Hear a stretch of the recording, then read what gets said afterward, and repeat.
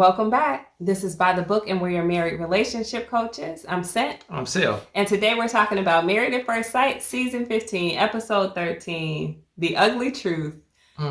This is Justin and Alexis. So, apparently Justin thinks that you get permission to be dominant, right? Yeah. I'm going to be dominant. Yeah, I'm going to do that. But, I need you to hit the yes button first. Yeah. Come on, Brad. That's not how any of this works. Yeah, but yeah, that's Justin though. I don't know. Maybe he's the Diet Coke of dominance. He's just not dominant enough. Yeah, it's not gonna fly. That's a no for me. Anyway, guys, we'll get to that point later. Alexis and Justin open up with Justin talking to Alexis's friend. He starts in talking about the dog situation and how that was a really sensitive topic for him. He said he could have not given up his dog. He could have chosen his dog over the marriage. But he sacrificed that. Yeah. So I think just going along with our theme from last week, he feels like he's made a lot of sacrifices and he wants to see the sacrifices from Alexis just to know that she's in it. Yes. Because he's scared, Yeah. He says he thinks that they both want the same things. I think that they both want to be married. Yeah. I think that, but maybe not both to each other, So I don't know if he hit that on point or not, but I don't know why he said, I don't know what he's saying. I don't see them as wanting the same thing. Oh, no, hope springs eternal, I guess. Yes. He made some realizations about himself. He said, to her friend, I don't want to swear. If we have kids, I want to make sure I don't swear around them. So that's something also that we talked about last week where he shouldn't do that. His communication style needs to be improved tremendously for relationships now going forward, whatever the case may be. He doesn't communicate well when there's conflict. So him recognizing that is a big step for him. Yeah, very true. And you're right. We did talk about that. And that's the one thing that I could not defend him on. Yeah. There are a few things I can defend Justin on, but on that one, I cannot. You do not go in cussing out your wife. You do not go in cussing out your husband. Yeah. That type of communication does not fly. It's not productive. No. Period. It's just going to shut the other person down. Exactly. So the friend goes on to say that Justin is everything that Alexis wants in a man. And again, I'm like, I was scratching my head. I don't feel like he's almost anything that she wants in a man. Yeah. Except he said, you're a gentleman. So maybe she's dated the non-gentlemanly type. And he's like, okay, well, this is actually a good guy. I think Justin is a good guy. Yeah. But he's unappealing to so many people because he doesn't have enough masculine energy, masculine traits. Yeah. So I don't think in that he's anything like what she was looking for. Yeah, I definitely have to agree. I think she was enamored with him during the honeymoon part. A little bit. But as soon as they got back and that dog thing, she was just like, no, I'm not feeling this guy. Yeah. He's a little too weak for me, or he doesn't have enough masculine energy, or whatever the case may be. Yeah. And so, yeah, I didn't see a lot of what he was saying. Yeah. But hey, I guess we're all entitled to our opinions. And then he expresses his fears with the friend, and he's basically saying I'm kind of traumatized from women quitting on me, which I'm like, surprise, surprise, women quit on you because you were being a woman. They weren't trying to date women, or they could have done that. So you needed to step up into that masculine energy, and he didn't. So they quit on him. Of course they did. Yeah. But he's like, if she's in it, I'm in it. Whatever, kumbaya. I just don't see it. Yeah. No. Actually, I don't. Okay. So they move on to sitting with the next professional that's trying out, Devon Franklin. Yeah. I'm going to put my vote in for Dr. Pia. I didn't have a problem with Devon Franklin. I just felt like Dr. Pia was better. She gets deeper. She's more therapy focused, I think. So I just felt better about her. True that. I totally agree with you. I think she definitely was trying to go deeper into some of the more rootful, I guess, issues that this couple was dealing with. And so as she was going more deeper, Devon is more of a motivational speaker. Okay. And so he was, really trying to motivate them and yeah, get them especially going. Justin. He was definitely trying to pump him up. He was. Bit. And I guess that could be effective, but only to a certain extent. And so I think with Dr. Piv, she was trying to go deep to really try to get them to hash out what's really going on in their relationship. The motivation speaking is good. It serves its purpose, but it's kind of like putting a Band-Aid on a gushing wound. It helps a little bit, but you just kicking that can down the road. Yeah. Okay. So he does get into talking about the club issue with them, right? He's asked for Alexis to talk about like the feeling that she gets at the club. And she's saying, hey, look, I've got a tough job. I just have a tough life, I guess. And the club gives me a feeling of freedom to let my hair down and just like, I don't know, probably step into almost a different personality. To a certain extent. And that feels good for her. He asked her how she felt in the marriage, and she's like, I feel smothered. So, of course, Justin is hurt by that. He said he didn't want to be that guy. But I get it. This goes back to what, obviously, the big issue was last week, was, does she have to spend her entire waking weekend with him? Is it okay for her to need that outlet? And I stick with it. I think that that's okay. I think being smothered can be counterproductive in a relationship, even one that's struggling. I don't think spending every waking weekend hour with somebody is necessarily the answer.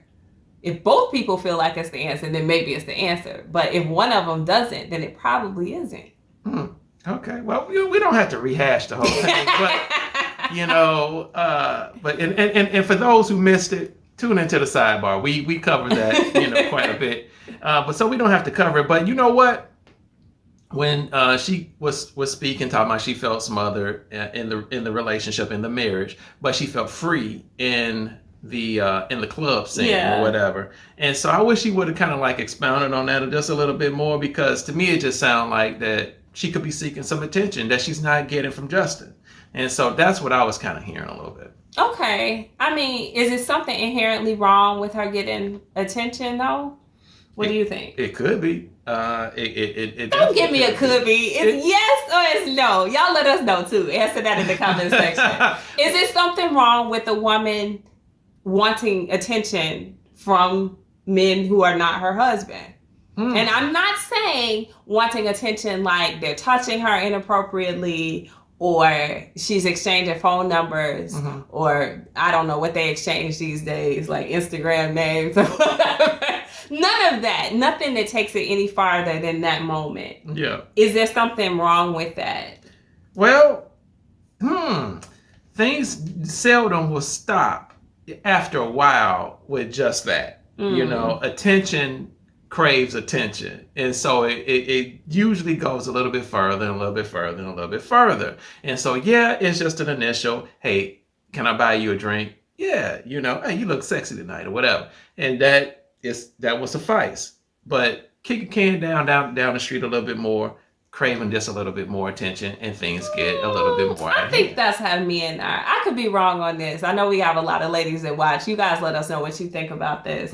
I feel like women, this is probably going to be a sidebar now that I think about it, because it's going to take too much time. I don't want to spend that much time, so I'm just going to say this and leave it hanging out there, and then we'll finish it up in the sidebar. But I think that women who have felt attractive to their mate, or previously to people who weren't their mate, once they're married, they still want to feel attractive. So it's not that they need any direct attention almost, but they may want to still turn some heads. I think it could be left right there. Yeah. I could be wrong, but that's just my thought on that. So turning her husband's head is just not enough. It may not be enough. I mean, because who wants to be only attractive to just one man? Like, you want everybody to think you're attractive, right? Like, if only I think you're attractive, then you're probably not that attractive. This might be a sidebar. Because you know what? The only attention that I do crave is from my wife. I don't need the validation from strangers or whoever. Yeah, this is sidebar. We're gonna stop that right there because this will go on for the next 15 minutes talking about this very subject. So they get farther with not Dr. Franklin, right? Just Devon Franklin. Is he a doctor? No, okay. I don't think so. With Devon Franklin, he's asking, like, basically trying to get them to think of what the marriage looks like if they feel free in the marriage. Alexis is saying, like, I like to travel. I like to do extreme sports. I like to hike. And Justin's like, yeah, I like all those things. I'm like, no, you don't. So, I'm not saying he doesn't like to travel. I mean, most people do like to travel. I get that But you tell me one extreme sport that you can envision Justin playing. Bowling.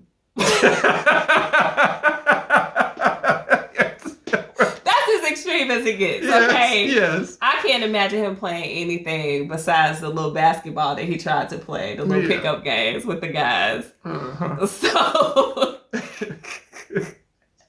So then he goes a little bit farther, and I think this is the point that you were getting at. We kind of jumped ahead just asking if Justin has a problem with the feeling that Alexis gets from going to the club. So his response is basically, I feel like I could lose her.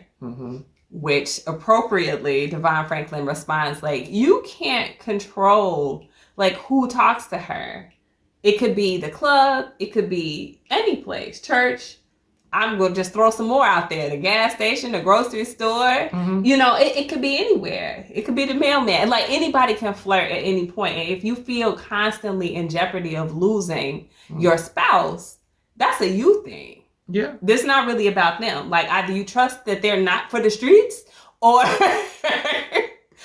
like you're going to be in this perpetual state of misery because you're so insecure. Yeah. Now that part I agree. Yeah. Yeah. That part I agree. You know, if you're feeling uncomfortable thinking that you're going to lose her at the club, you're going to start to feel uncomfortable that, everywhere. The whole bit. That part I definitely agree. Now, that whole attention thing, that's a sidebar. I'll get it later. So Justin discovers in this conversation that he's insecure and he's controlling. So he's making some very self-reflective realizations for us on the camera. For Alexis's portion, I mean, she didn't even meet with his friends to talk about anything. So what do you think about that? Alexis is perfect, right? Alexis has to be perfect. Because as Justin's on the couch, the counseling couch, Alexis is basically just cheering him on. I mean, so as he becomes self-reflective, thinking to himself or finding out that he is somewhat controlling and things of that sort, that's eye-opening for him. But what did Alexis find out about herself? Anybody? Anybody? What did Alexis find? Did she find out that she was mean? Did she find out that she was gossipy? Did she find out that she snitches? Yes. Find out that you're for the streets, Alexis. Yes, she didn't find out anything. And so, by which goes back, I guess, kind of like to the counselors. Because with Dr. Piv, I think she was reading her. And I don't think Alexis was very comfortable with that. And so here comes the motivational guy to motivate Justin. Yeah. Hoorah! She's all down for that. Yeah. And so, but the problem is, Alexis, you don't grow. You stay the same. Yeah. He's growing. He's changing. He's identifying some things that he needs to work on himself. Not for you, though. So they did wrap up talking with him about like the fact that they weren't intimate. But I feel like the bigger conversation happened when they were in the group setting. And she talks about how she needs dominance from him. And Justin, of course, I could be dominant, but I got to know that energy is reciprocated. Like, what does that mean exactly? Like, can you make that make sense for anybody? I cannot. Justin, if you're going to be dominant, be dominant. You don't need anyone's permission to be dominant, especially when it comes to the sexual life between you and your wife. Be dominant, man. You don't need her permission. Be dominant. Yeah. So, I mean, he's having a real hard time just conceptualizing, I think, what that means for him in life. And that's one of the things that Alexis said too. She's like, I feel like, if you work on that, like I can give you an opportunity, but if you work on that, that's going to help you in other areas of life. True. And I'm like, ooh, she hit on something key True. there. Like, it's going to be very important. Stacia asked him if they were confident going into decision day. And he said he didn't know, and again, I think this is because he doesn't know what Alexis is going to say. Yeah. He's like, well, I want to say yes, but it's been rough and we've been through this and we've been through that. And Alexis says, well, if you ever feel like it's a choice between me and something else, then you should choose something else because I should be your obvious choice. But, I mean, to be fair, Alexis, like, have you made yourself the obvious choice? Because she's kind of been rejecting him. Yes. All along. She's been very dominant.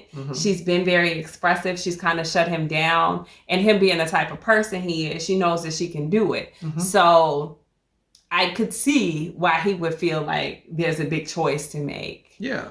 She admitted that it may not be fair under the circumstances because they're in this accelerated process. But, I think she stands on that. She wants to be his definitive, hands down choice, but he's not confident that he's hers. Yes. So that's why he's having a hard time just pulling the trigger on the yes like that. Yeah. Yeah. I mean, nobody wants to look stupid. No, not even Justin. And so, no, he doesn't want to be out there on that tree limb all by himself. And so he is wanting her to give some reassurance. Where do you stand with this whole thing? Yeah. And she doesn't quite give it. No, absolutely not. Yeah. So if you're out there, Justin, you're out there, you're just going to have to deal with just being out there. Yeah, he's got to twist and win on his own. He's got to be confident with that. But that goes back to this whole theme of their whole segment. Is that Justin has to step into his own confidence. He has to do that sexually. He has to do it otherwise. And my theory was that he was asking for Alexis to help him out, I guess, sexually. This whole conversation was weird, right? Because Devon Franklin came into the group session and he asks Alexis, is there something you can do to make it easier for Justin? Help him out. And she's like, yeah, I can. But I need him to try to step up too, And it's just weird that he thinks that he needs so much permission and help in stepping into his masculinity. I think we said this early on, or at least I know I did in one of our earlier videos, that lack of masculinity is going to be unattractive to almost every woman. Yes. So that's her challenge. That's, I think, what she's dealt with from the beginning. I think that's why everything has been as big of an issue as it has been for her. I think she became very unattracted to him when she realized, okay, he can't be this dominant person. She said it today. I need that dominance. I need to feel that dominance. Because she's dominant everywhere else. Can you dominate me? Yeah. And he's like, I can, but I mean, I got to feel comfortable too. I'm like, oh my gosh. What is this? It's totally foreign to him. Yes. And he said, well, it's hard for me because I'm just used to my relationships being equal. No, you're not. You're used to being able to be the girl in this relationship, and you never had to step into that masculinity. Yes. Point taken. I think Justin is definitely going to have to find his way into his masculinity. Yeah. And it's not by you standing there in the confessional talking about you're going to be a Tasmanian devil and rip something off with your teeth. Nobody believes you. We don't believe you. What was that? I don't understand. He was trying to show his aggressiveness, his assertiveness. Yes, he thought, Alexis thought it was hilarious. She laughed. I don't know if she was laughing at him or with him, but she probably is sexually frustrated at this point. Yeah. And we saw in the Journey So Far, that episode that came out last week, that at some point they did consummate the marriage. So I'm very excited to see how this whole thing broke down. I guess this is going to happen next week. I'm looking forward to it. But up until now, my goodness, he hasn't shown me anything in terms of masculinity. No, it's at an all-time zero. And so it can only get... It's got nowhere to go with it. Oh, Yeah. Literally, has got nowhere to go. Yeah. Yes. Exactly. And I don't know. I did. You know what? I did say a few episodes ago that she's probably gonna have to help him with his masculinity because she does have a lot of masculine energy herself, and so she's probably gonna have to help him come out of his femininity and get into more of his masculine energy. But listening to it this week, it sounds so awkward. Like nobody, no woman wants to have to do that. Yeah, that's a turn off in and of itself. Just even the thought of it. Yeah. So I don't know. Maybe I'm biased a little bit, guys. Let me know what you all think. This is so interesting, so very interesting that he's looking for permission to be dominant, and Alexis is having to help him, give him an alley-oop, so to speak, to his masculinity. It's a struggle. It's a struggle. Yeah. So I mean, I'm glad somebody was there to speak up to him about it. Telling him, like, don't back down. That's right. Tell you the man. Right. You the man, you know. So he was definitely trying to pump him up and motivate him, you know. And I do get it. He probably just need to listen to some rap music or something. I don't know. Looking for a G like me to be beat it. He needs he needs. And on that note, we're gonna end this video, guys. please like, share, comment, subscribe. Look forward. I'm sure we will be doing a sidebar on this. Yes. Maybe 2 sidebars on them. I don't know. But please hit that bell notification. We'll talk to you guys soon.